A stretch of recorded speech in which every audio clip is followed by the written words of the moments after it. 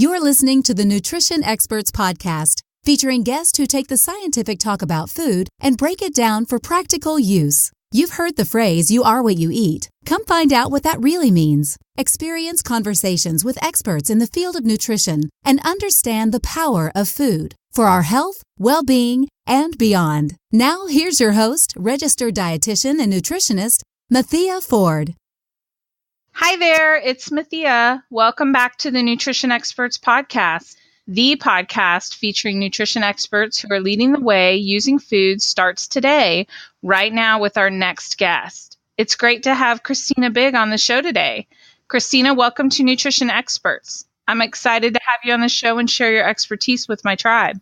Thank you. I'm so excited to be here with you today. So Christina, I just want to start with asking you to tell my listeners a little more about you and what you do. Sure. So first and foremost, I am a single mom of 4 amazing children, the ages 5 to 14. I am a very curious, happy, very health conscious person who is really excited about nutrition. In my career path, I have been a professor of wellness and health for about 15 years. And just recently, I have retired from that profession to do the coaching and speaking that I've been doing on the side.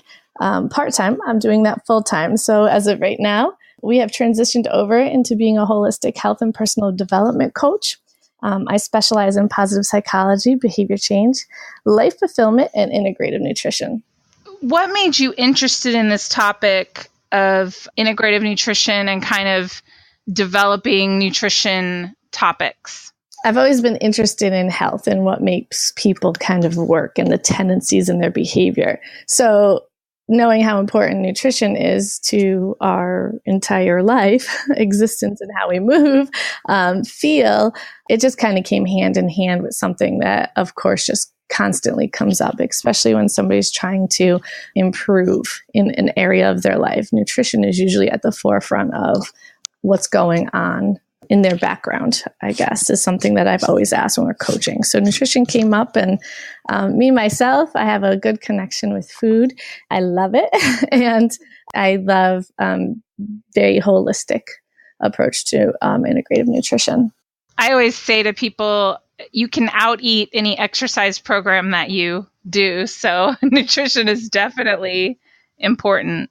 It somewhat sounds similar, but you can't exercise out a bad diet, right? So out exercise a bad diet is something that they say. So I wanted to talk to you about how relationships and connections affect our health. So can you talk a little bit about how you developed some interest in the relationship health connection?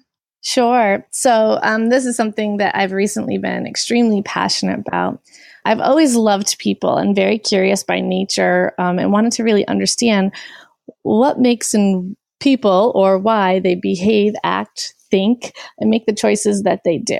So my passion from the topic of connection kind of came second to my yearning to understand how people work in general. And it started at a very young age when I started my teaching career. It started off in early childhood education, and we had to take very extensive anecdotal records about why children were behaving, acting emotionally, physically, the way that they were doing. So it kind of started off there. I guess it kind of all came together when I really started to try to understand humans and what we're wired for. We're really wired for that connection with other people.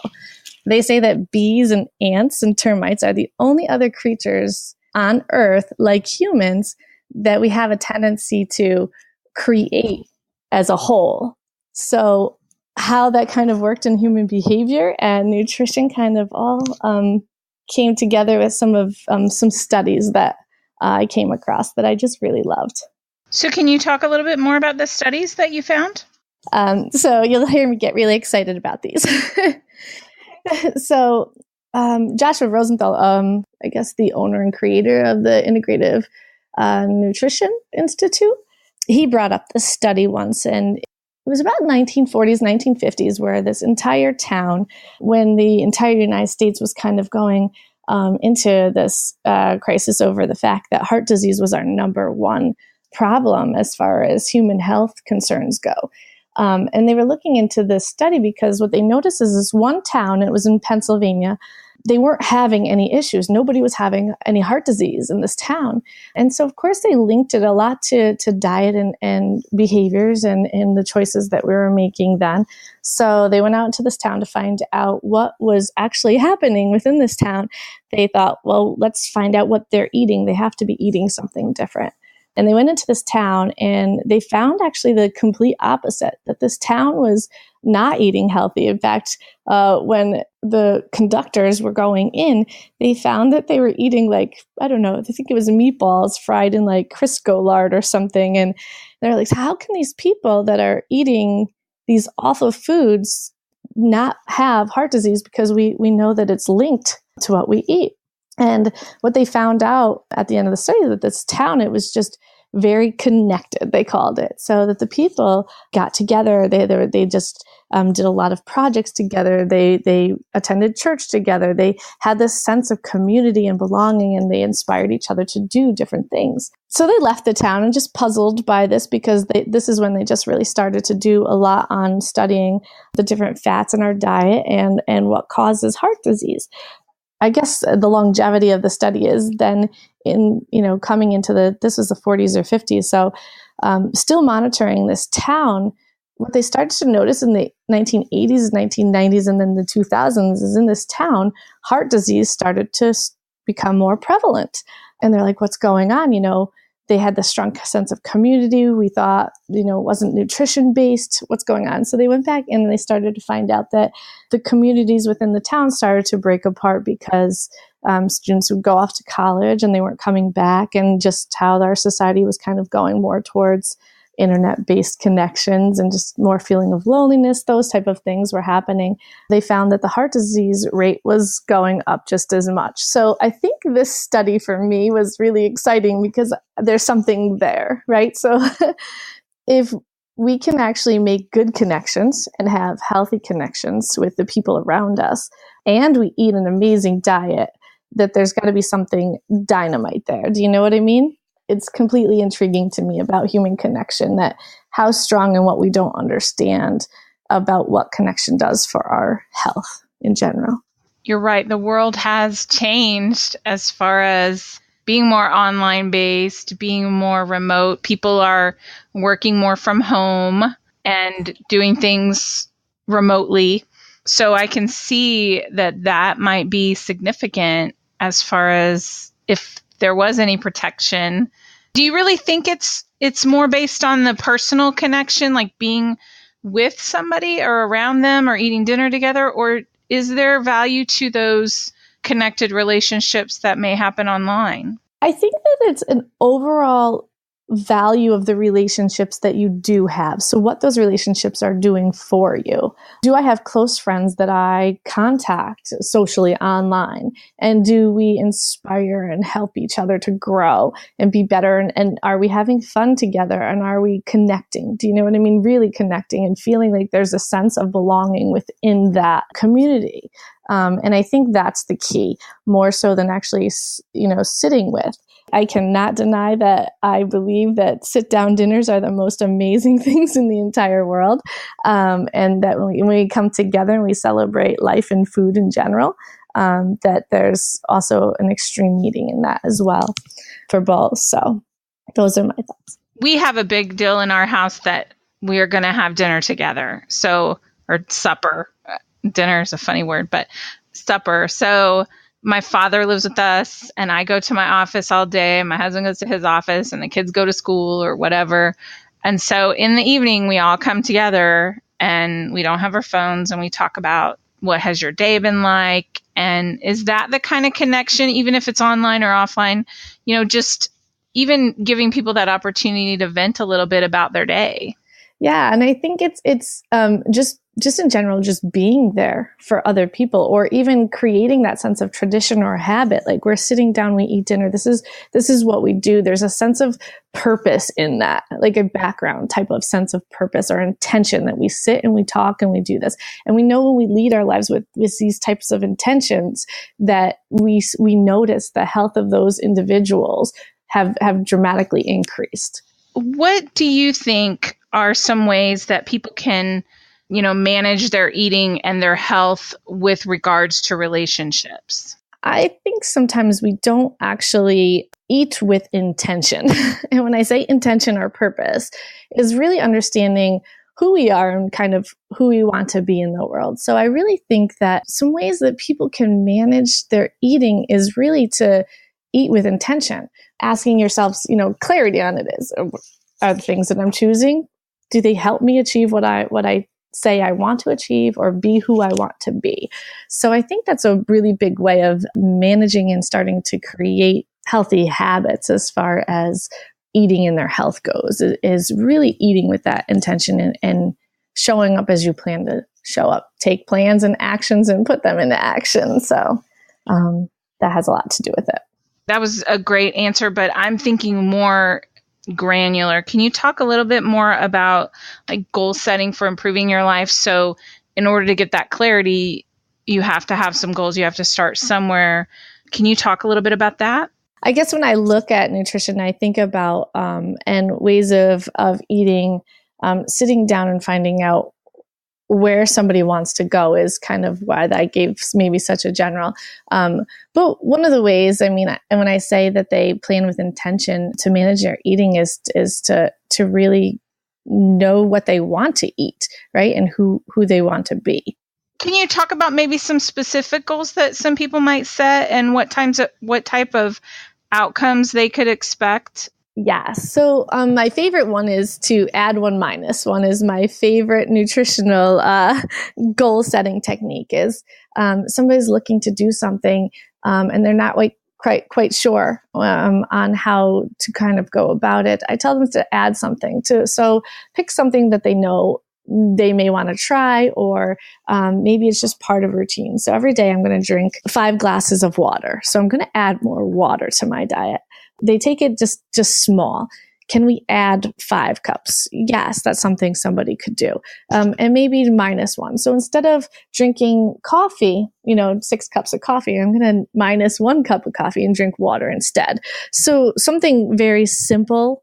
Because I think when people are like, all right, so I'm just going to start eating no processed foods. I'm not going to have any sugar. I'm not going to have any caffeine. I'm not going to have any alcohol in my diet. That all stops on the first of the month.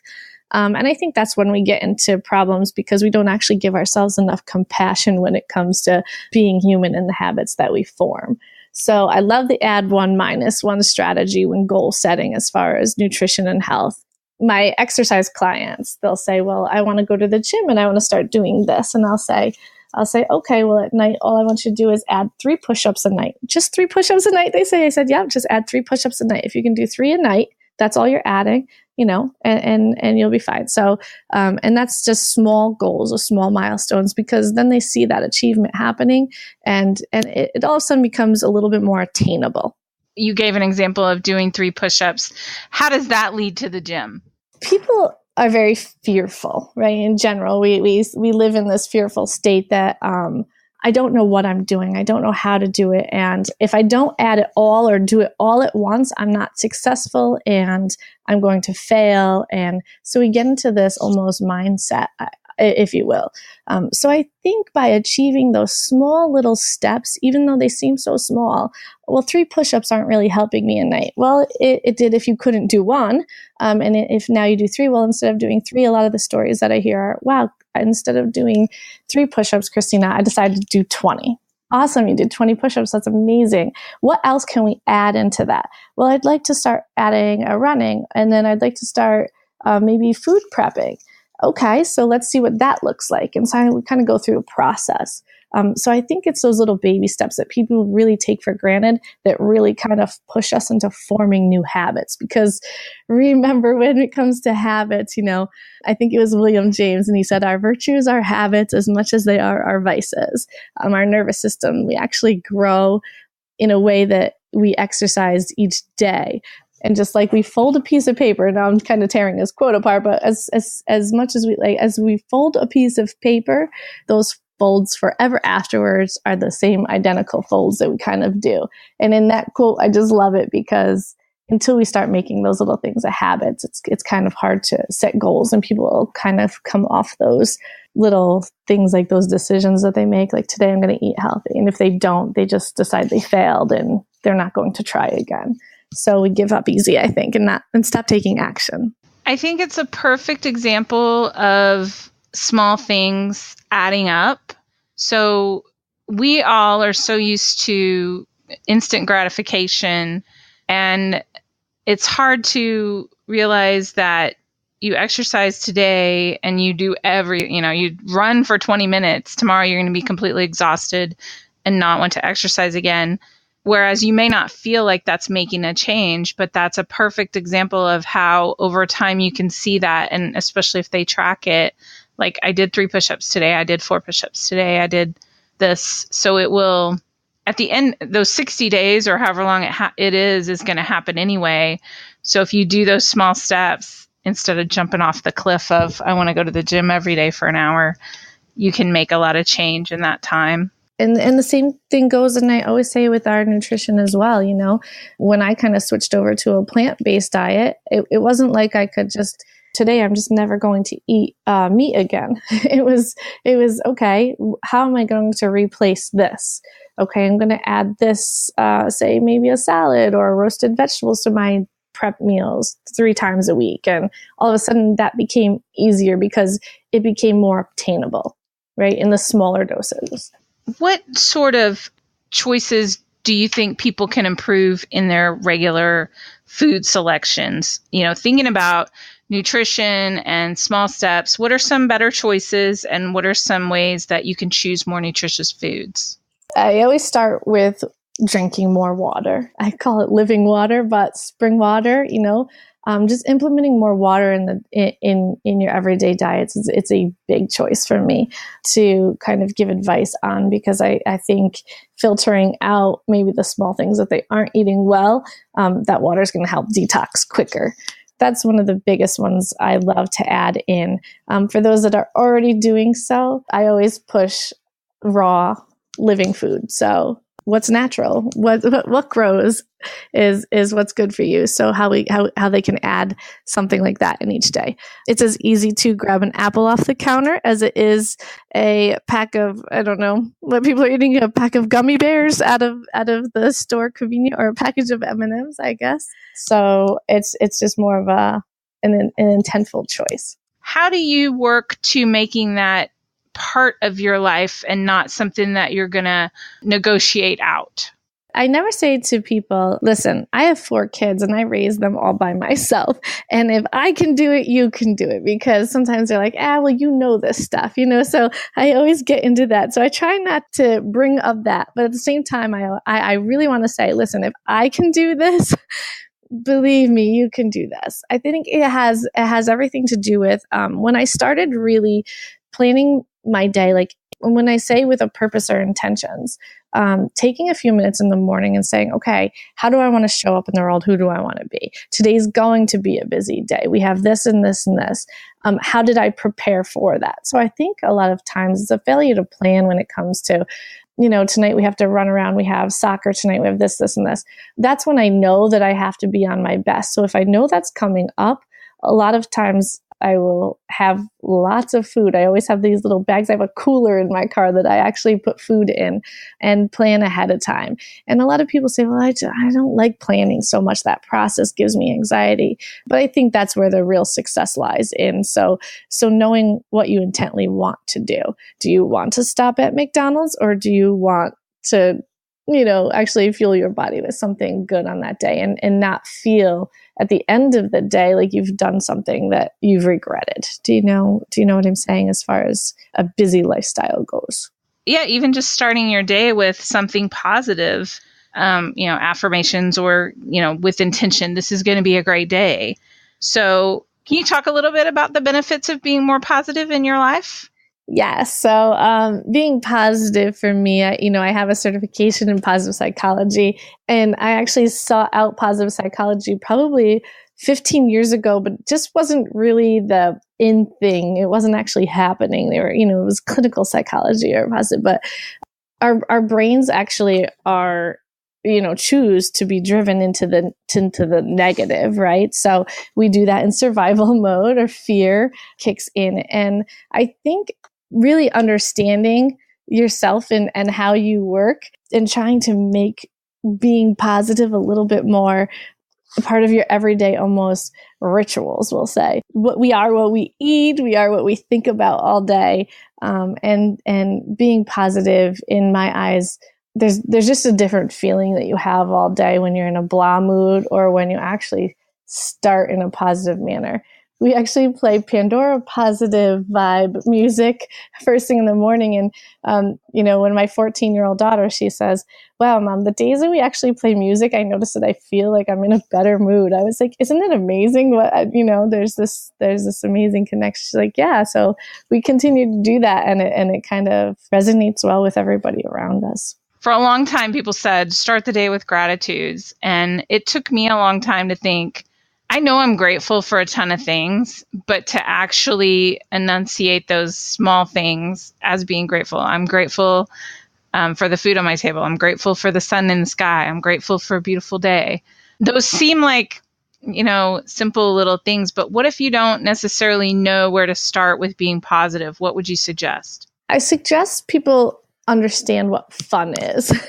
And I suggest going to find things in what you're interested in and having fun again. We lose that connection as we grow older, and we're a little ashamed of belonging in those teenage years, of what that fun might mean. And of course that changes. So I say, when we start to find fun things in our lives, if the gratitude thing isn't working, because that, to me, that's a simple step to take, is what are we grateful for? And we're starting each day that way. It's finding new things that you may be grateful for, and creating those opportunities for you to find that positivity in your life again would be my next step for most people. So when you're going through and you're coming up with goals and working on just having a better attitude in general, what are some ways that you would know if nutrition is affecting your life? So I think this is a case of really starting to understand who you are. We really lose touch with that sense of ourselves sometimes. Even in control, like, no, you can't get up to get a drink and you're thirsty and you want a drink. So we learn that we're not thirsty and that it could be something else. Or if you're really hungry, it's actually you're thirsty. And we learn that these parts of our body and the mechanics of how it works, we kind of hold that back a little bit. So it's something that you almost have to relearn about yourself, I think. And I think the best way to do that is really to get quiet and intently listen to yourself and your needs again. If it's nutrition, to me, I simply just feel it. And that's because I've come to a point where maybe as you get older again, you start to realize your body and how it works. If your body's constantly getting sick, people who eat well, you'll notice that they're not really getting sick because they've taken care of the internal environment in order to build it up enough that when external factors kind of come into play, it's a little bit harder and it's more sustainable to actually not get sick. So I think that you simply feel it. And in relationships, those things start to happen and falter too when our negative outlook. So really taking a step back and focusing on the whole, asking yourself some kind of questions for clarity, I guess. What am I feeling and when am I feeling this way? And what was happening when those things occurred? I don't for any moment take journaling for granted. And I think it's really helpful because I can take a look back and say, and connect the dots almost. Do you know what I'm saying? Like, if it's nutrition, if it's the day, it's what's going on and why was I this way? Well, I think you're right. If you don't feel healthy or your doctor is saying, you're not healthy or something along those lines, there's more than just nutrition, but it can always be, you can always improve with nutrition, but it's also a lot of times more than that, like you were talking about with relationships and being positive and how all that works together. So when we look at the human body, even, doctors are like, oh, we'll send you to this specialist, we'll send you this. And we're whole beings. So we can't just look at this one little part and say, aha, that's it. we'll just focus on fixing the nutrition part and everything else will just fall into play. It's really the whole human body and how it's working. And that would include relationships and your career and your joy and your positivity and, nutrition and fitness kind of just comes into play as a whole being. So thinking about my listeners, they're, dietitians, nutritionists, doctors, nurses, people that are interested in nutrition topics, thinking about how they can use what we're talking about today in like their daily practice. What are some ways that you would suggest that they can implement some of these things we've been talking about into their daily practice? I think coming and just honestly talking to their patients, their clients in a holistic manner. Each one of us has everything we need to fix our own problems as far as internal thoughts, ideas. We all have what we need. And a lot of times it's taking a step back and really listening to the individual and kind of asking them the right questions to help them in the process of that they're going through in order to reach their own goals. So do you have any examples of questions that you might ask or situations? Sure. So I love the question, and I asked this to my clients. And I said, what would your day be like if you were surrounded by amazing people that made you feel connected and who you belong to? And they paint this picture, the scenario of what that life would be like. Tell me about your health in this situation. What do you think would be different about your health? And they paint this picture. So the person almost actually visualizes and paints this picture for you. And it almost starts to generate ideas for them. Oh, well, I could start doing this. Okay. So if you added something else to your diet, right? If you added something good to your diet, what would that look like? Oh, I'd probably feel more energized. Okay. All right. And then, build from there. So I think really coming up with concrete questions of having them visualize where you want to take them in the process.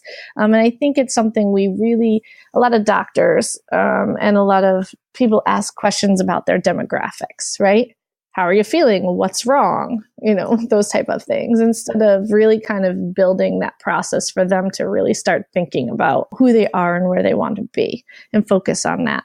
I used to travel and design kitchens for room service. And when I would do that, I would go and talk to all the key players and say, how do you envision this when it's working? And that was always very valuable because just like you described, sometimes it's little small changes that will get you where you are. You think it's a big change to get to a more positive environment or to healthier eating. And yet when you think about what that actually means to you, it really is a series of small choices and steps that can get you there probably faster than you thought, and also just easier when you stop kind of making it a nebulous thing and you really start to look at it concrete. And there's always change you can do, but yeah, that's an awesome answer. And we really need to boost up our own self-compassion when it comes to trying to make changes, and being who we want to be. Sometimes we just lack that in ourselves. Sometimes we're our own worst enemies when it comes to, changing and making those small little changes to be better. So what do you see as the future for working with relationships and positivity and health together in the healthcare? How do you see it affecting healthcare? And healthcare practitioners? I love that health coaching is becoming a big deal right now. To me, it's the missing step between when the patient leaves and is having a problem or is having an issue or believes that they know what the next step is and actually taking action. And I think that doctors are starting to really recognize this in our healthcare system, as well as even in preventative care. This accountability person or this person that's going to help these people, the patients, do what they say they're going to do is that next key. Because sometimes I think a lot of times we make these decisions, but we don't actually take action. And to have that extra person, once we leave the doctor's like, oh, I thought we talked about that and you were going to do that. Yeah, well, life got in the way and I just didn't do it. The big to-do about health coaches right now is really exciting because we as people, like I said, that connection part, we want to inspire other people. We want to inspire something bigger and create things bigger outside our house or outside ourselves. And, I think that that's the direction in which our healthcare is really going, in a preventative teaching, educate, instruct, and then also in this inspiring way. So right now, to me, the healthcare is really exciting in my aspect of what I see. Yeah, that's interesting, because a lot of times, like, you'll come up with roadblocks, or it'll be you'll have issues, but just knowing you have someone there that you can talk to, or someone that has done this, 5 or 6 times before maybe, and can help you understand, like, you're like, I'm always busy, I'm always running the kids around, and just having someone to say, okay, well, let's think through that, and what would best work to fix this way. These are some other things I've seen people do. And you stop feeling like it's just you out there trying to do it. And you start to realize that it's, you can be helped with other people. Right. And then that brings us back to that connection that's so important for our health, because right then and there you have some sense of belonging, that you're just not alone in this world. You're not just going online and researching what you could do and everybody else's issues and what they say is happening, but you've actually formed some type of support group or preventative care or it's just exciting to me, that connection part, that when we make that with other people, we just become that much better in what it is that we're doing altogether. Well, and there's things related to that we don't necessarily want to discuss in public or with even people near us right away. Like, if you decided you wanted to lose weight and you were going to make some positive choices, you may not necessarily feel like throwing that out to the world because you're not confident. But if you had somebody there as a health coach or somebody working with you to say, they're not going to, remind you that you failed or that this is your 100th time trying to do it, but they're there to help you. And then as you start to see success, people will make comments, but that's an excellent point. One of my very good friends, his name is Tommy Burns. He said, a health coach the role of a coach is to get you to do the things you wouldn't have done had they not have been there.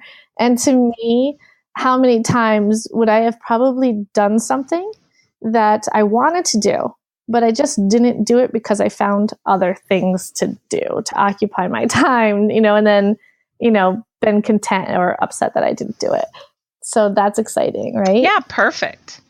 So, Christina, I always try to ask and have you throw out what is your favorite food, because I think it's just good for people to think of different types of foods to eat. So, what's your favorite food?